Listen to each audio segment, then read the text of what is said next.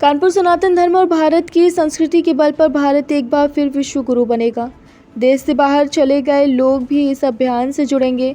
आचार्य शिवाकांत महाराज ने लंदन और आसपास के कई देशों में किए गए भ्रमण के उपरांत एक प्रेस वार्ता का आयोजन किया, जिसमें उन्होंने बताया कि मैं एक माह लंबे भ्रमण में रहा, जहां मैंने देखा कि 3 से 4 दशक पहले देश छोड़कर बाहर बस गए हमारे भाइयों में देश के प्रति प्रेम, अपने पारिवारिक लोगों से लगाव और सांस्कृतिक मूल्यों, सनातन धर्म तथा देश के सांस्कृतिक उत्थान और धार्मिक नवजागरण के प्रति उत्सुकता, उत्कंठा और उत्साह है।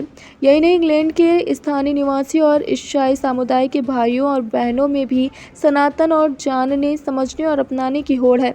इसका प्रमाण है कि वहाँ के राजा किंग चार्ल्स के परिवार माइक एंड्रयू ने अपनी स्वेच्छा से सनातन धर्म को अपना लिया।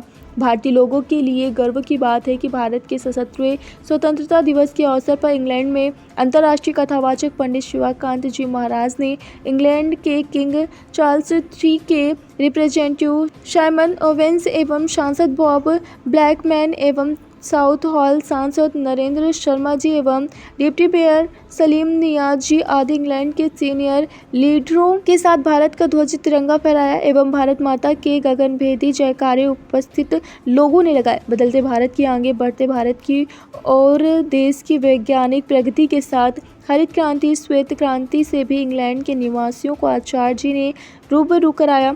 उनमें अयोध्या के निर्माणाधीन मंदिर काशी कॉरिडोर को देखने और दर्शन करने की प्रबल इच्छा शक्ति है। बनारस में ज्ञानवापी को लेकर न्यायालय और सर्वे और खुदाई में भी वहां के लोगों में उत्साह और उम्मीदें हैं।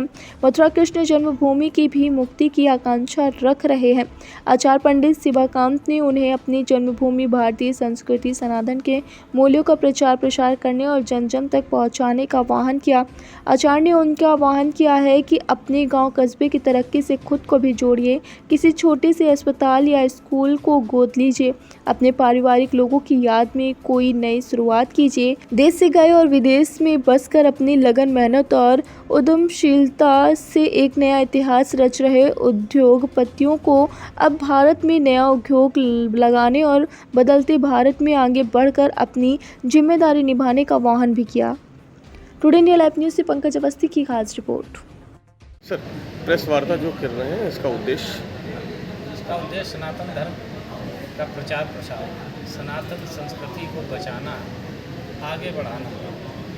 देश हमारा बदल रहा है, भारत बदल रहा है, उसका आईना विदेशों में दिखाएं, लोगों को सनातन धर्म के प्रेरित करना, लोगों को सनातनी बनाना। कार्यक्रम का आयोजन किस दिन है? 27 दिन के प्रवास पर मैं इंग्लैंड गया था। जो हमारे भारतीय प्रवासी हैं, इंग्लैंड में रहते हैं, उनको जगाने के लिए गए थे कि सुषुप्त अवस्था में नहीं रहिए, अब जागने का समय है। हमारा भारत बदल रहा है और सनातन के प्रति प्रेरित हो जाइए, सनातनी पूर्ण रूपेण हो जाइए। जो वहाँ कुछ लोग गुमराह भी कर रहे थे हमारे भारतीय प्रवासियों को, उनको भी मैंने बताया कि नहीं, सनातनी सर्वोपरि है, पहले भी था, आज भी है, आगे भी रहेगा।